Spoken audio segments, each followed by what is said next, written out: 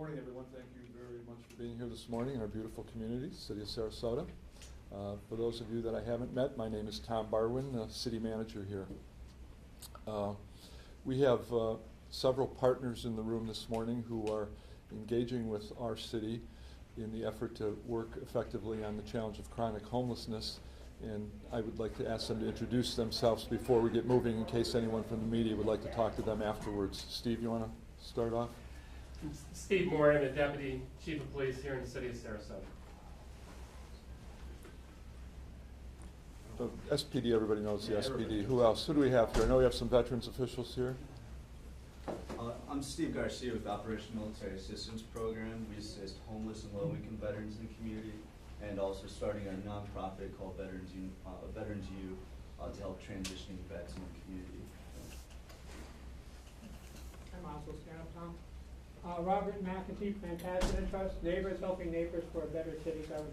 Thank you. Sorry. I'm Paul Sutton. I'm the chairman of the Community Alliance Homeless Committee. Thank you, Paul. My name is John Hinton. I'm from the VA Regional Office in St. Petersburg. I'm the Homeless Veteran Outreach Coordinator for Florida. Well, thank you all for being here. As you know, this city, this community, our region has been engaged in a extensive conversation and analysis of the chronic homeless challenge in the city, in the area. We have learned a lot about that challenge and the situation over the past 18 months. And we are responding to our constituents and some of the concerns that have been expressed over recent weeks. And of course, this issue has received extensive community discussion and lots of media attention. So today I'd like to bring everybody up to date on what the city is doing and what how the community is responding to this challenge, in hopes that you will help us get the word out to our community. On Monday night, we had a unanimous City Commission vote to give the city some pretty clear direction on how to move forward and take action on the chronic homeless challenge beginning immediately. And that action involved three fairly specific strategies that we're beginning to implement as we speak here.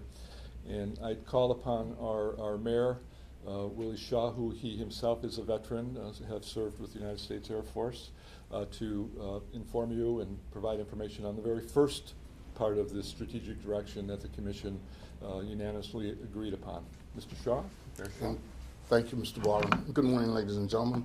It is indeed the intent of the City of Sarasota to address the issue of our homeless veterans and to join the initiative created by other mayors throughout the nations, the Mayor's Initiative to eliminate homeless veterans. As we celebrate the 70th D-Day memorial and memories of those persons who have served this country, it is our intent, it is our commitment to this city to have off of its streets the homeless veterans within this year. That is our commitment, and we will work forward and towards conforming to that commitment. Sir, thank you. I want to thank all of you for your service also. Thank you. Thank you, Mayor Shaw. Now, some of you may ask, how big is the challenge to meet? The point-in-time survey is an annual survey that's done by the Suncoast Partnership to End Homelessness. And in January, they did a survey of the homeless in Manatee and Sarasota County. So as of January 2014, our best information is that there are 127 homeless veterans in Sarasota County. So if we use the typical math and how we're understanding and analyzing the homeless situation here, we probably have up to 60 vets or so who are homeless in or around the center of the city. So that is our challenge, is to eliminate veteran homelessness within the next year. Now, how are we going to go about that? It's great to have a goal, but how can we actually implement that goal? And there are two additional strategies that the City Commission directed on Monday evening. The first one was to ask the city administration to advance a recommendation to have the City Commission appoint a task force or a working group that would be supportive of this initiative to eliminate veterans homelessness in the city. So we will be working on that over the next week to 2 weeks and present that recommendation to the City Commission. So we envision a support group being supported and being approved by the City Commission, and that group will meet in the sunshine. So be very clear on that. And hopefully they will help continue to bring in resources towards solving this challenge. And we obviously hope to use what we learn from tackling the Veterans Challenge for other elements of the homeless community, chronically homeless, once we solve that challenge. But the third step, and this is probably the most important once goals are set, is really moving toward implementation. And the City Commission reauthorized the establishment of a homeless response team. And that team will hopefully eventually involve several partners. We experimented with it a little bit earlier this year, and they had a great deal of success before their activities were suspended for about 2 months. But the head in the center of that is a individual named Calvin Collins. Calvin has been with the city about 8 weeks. He is a senior case manager. He's assigned to the Sarasota Police Department to work hand in glove with our police officers on the street. Mr. Collins himself has a military background and was an Army veteran of 12 years. He previously worked at the Sarasota County Jail, so there are faces that he sees on the street these days that he's familiar with already. And for the period of time that he's been on the streets, he's been having one-on-one contacts with our homeless community. So with that said, I'd like to introduce Mr. Collins to you, and he will go over a little bit of how he's approaching this job and what he hopes and expects to be able to contribute to the challenge. Mr. Collins? Good morning. Good morning. I just wanted to thank those who allow me to get an opportunity to speak. We have our hot team that's developed, and I'd be remiss not to talk about the two persons that are part of this team. I'm just an intricate part, Officer Dave Dubendorf and Sergeant Jarris, who are here with us today.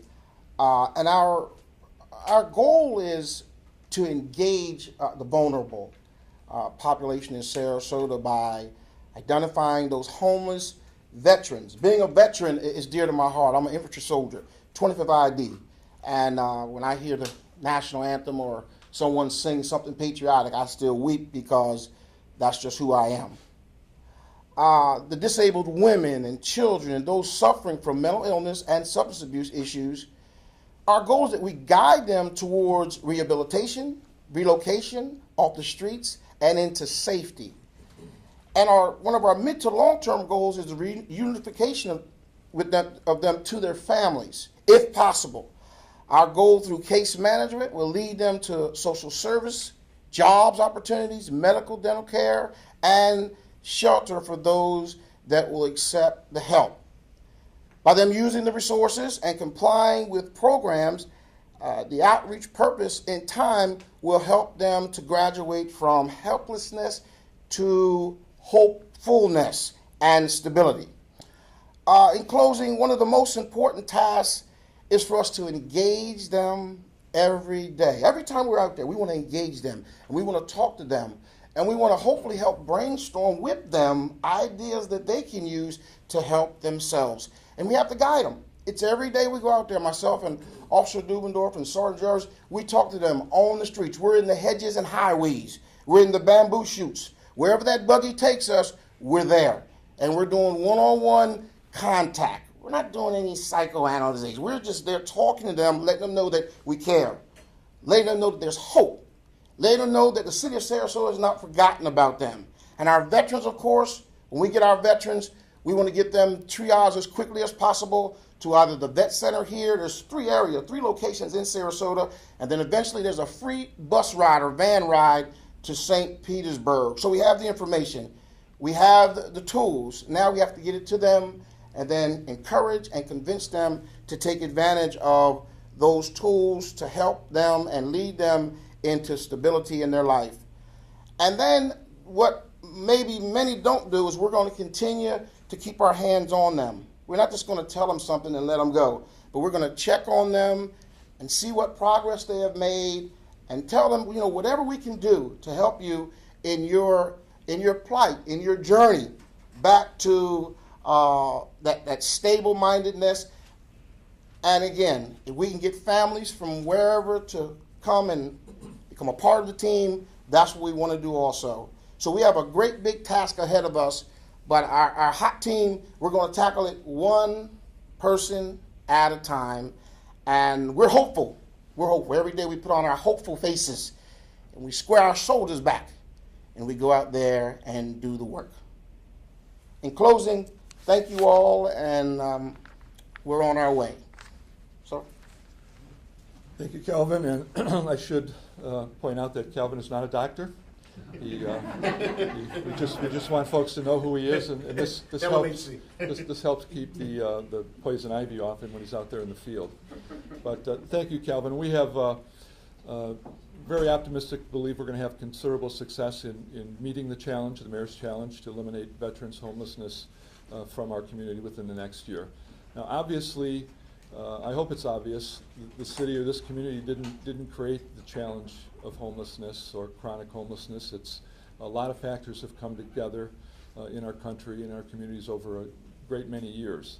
But we believe through a more concerted, more focused, more strategic, and greater analytical approach to the problem, we'll be able to dramatically improve upon the situation here and be very effective in reducing chronic homelessness in this community and hopefully throughout the county.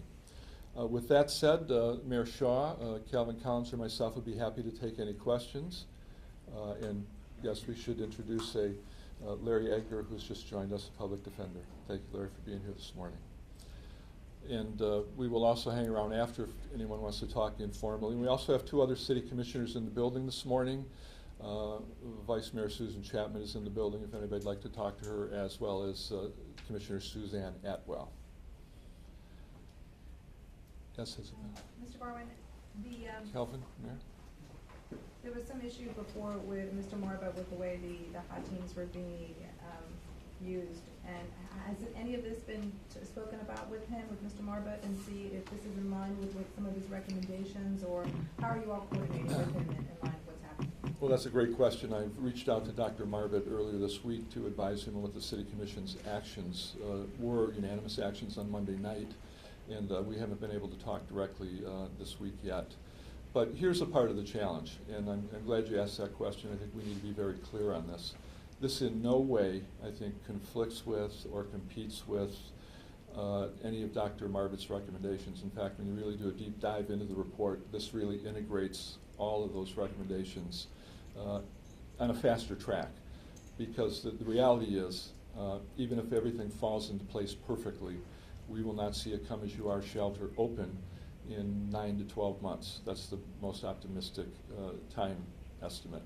So we have veterans who are out there hurting now, today, tomorrow, last week, next week, and we want to be responsive now, and there's really no other way to do it other than take the strategy to the streets, because the folks on the streets so far haven't been willing to participate at the Salvation Army or in a structured environment. So we're going to take the help to them rather than take them to the facilities that we have as we await for the decisions on the Come As You Are shelter. Oh, just follow up. In the past, back in March, a lot of them were very just concerned about going to the shelters because of the terms, and especially if they were couples. So how are you able to cross that challenge, meet that challenge, when some of them are not very open or trusting of some of the services that are available? Well, another great question. I think that's a part of what Mr. Collins is here to do through repeated contacts and reassurances and bringing in a broader network of potential support. And there's been a great deal of success meeting the Veterans Challenge across this country, I'm told. Calvin, do you care to try to respond to that up I'll here? go to the mic. Thank you. I would say one thing that we do is we try to show them the benefits of going. And if we can show them the benefits and they can embrace it, then they'll stay a while. And if they stay a while, they get more information. It just goes back to basics. Many have been used to being outside, so now we have to get them inside and just be mindful, teach them and educate them in chunks. Don't overwhelm them. Let them restore their dignity again. And that's how eventually that mind will begin to change. Remember, we're trying to change a way of thinking that they've adopted.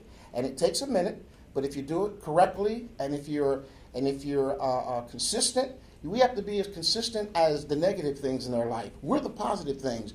And we're just going to keep working at it and working at it till hopefully change comes and they accept it and are willing to go into these different places for assistance. If you're talking about 60 people and they're homeless now, where are they going to be housed, both in the interim and long term? Well, a part of the appointment of a support group is to respond to that very issue. We have a great relationship with the Salvation Army. They have never refused us a sheltering opportunity. They are in discussion with the city now about an 18-bed triage for this interim period as we await the Come As You Are shelter. And we're hopeful that we can use the facilities we have. There is a group in the community looking for transitional housing, housing vouchers and things like that. Calvin, have I missed anything? Also, the veterans organization, the VSOs, they have places, if you go to the vet center or some of the other places, they have people that are able to, we can give contacts to that will help our veterans find a place, affordable housing and what have you. So there are things out there. As a clinician, you know, it's my job to try to dig and make those contacts, bridge those gaps, get these individuals in touch, you know, hold them by the hand until they join hands, and then they have that relationship, and then we find a place for them. But there are places out there, and there are organizations out there, especially for our veterans. You're talking about existing units or? Sir, based off of the information that we get, there's help out there, and we're going to find it. Specifically, I don't have a pinpoint, I'm not going to say, but we know that there's help out there because there are veterans that reach back, that went through this process, and they say there is help out there. One thing about the veterans is, you know, they're really on it. They're on the spot, and they have the individuals and the places and the people to send them, and that's what we want to get those veterans that are out here that are homeless. There's help. There's hope. Tom? Yes, Max. I know you touched on this, but I was hoping you could elaborate a little bit more. But by focusing on the veteran homeless demographic, how do you think that will help the overall homeless population here in the city in the long run? I think the way it will help, Max, is to really begin to understand each case, each situation. With probably 60 or more veterans in the community in and around the city of Sarasota, we hope and expect to learn something from each of those cases. In the cases of if there are severe substance abuse, where best to go for treatment there. If there are some serious mental health challenges, you know, how do we get a diagnosis and where do we refer people to, and how do we get into the appropriate treatment for stabilization? And we know that is a huge challenge in this community, the lack of mental health beds, and somehow that has to be teased out. That has to be something the public understands, and the policymakers at all levels of government, especially those with the muscle and the wherewithal and the financial ability to fund it. And that's a big, big part of the story that hasn't been told. But for the simpler cases where, you know, people are just discouraged and wondering and drifting around, maybe family unification comes into play. And I know in some of our cases that is a very viable option when everybody all around knows there's a support system. And have I missed anything, Calvin, on that? So that's what we're hoping happens, Max, but we're going to really focus on this Veterans Challenge first, and if it works, hopefully use that success in other parts of this challenge, because all of chronic homelessness, and all of homelessness, we just lump into a category, but when you really do a deep dive into this and analyze it, there are various categories that are completely different and separate from the other ones. So we want to treat each case specifically with the best practice and the most effective practice possible, in obviously a humane, compassionate, and smart way. Yes, sir. What can the organizations that are in place today do to get connected to your guys' service at the city level? Because we currently assist with security deposits and case management, all this stuff. How can we take a proactive approach at it? And also, with the stand down that we had about a month and a half ago, 2 months ago, the success that had, our nonprofit Veterans U is looking at doing mini stand downs at these camps and having social services there.